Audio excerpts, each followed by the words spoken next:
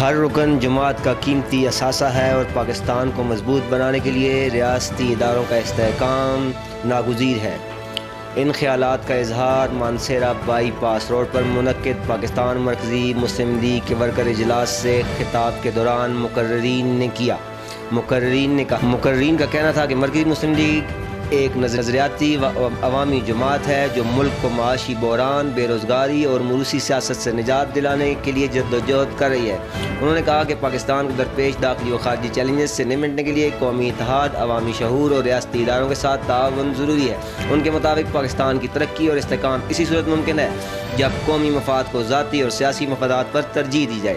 مقررین نے کہا کہ ریاست صرف عمارتوں، سڑکوں یا دریاؤں کا نام نہیں بلکہ قوموں کی قربانیوں، اتحاد اور اجتماعی شعور ریاستیں مضبوط ہوا کرتی ہیں۔ انہوں نے بلوچستان، خیبر پختونخوا اور کشمیر کی موجودہ صورتحال کا حوالہ دیتے ہوئے کہا کہ ملک کو درپیش مسائل کے حل کے لیے قیادت کو قومی ذمہ داری کا مظاہرہ کرنا ہوگا۔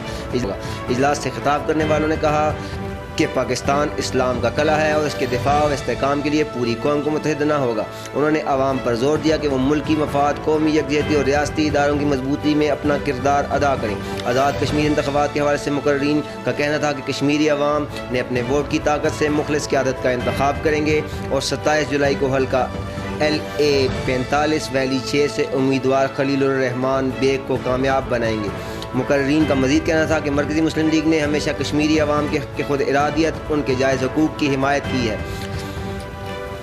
سیاست نفرت نہیں بلکہ محبت، خدمت، بھائی چارے اور عوامی فلاح کا نام ہے۔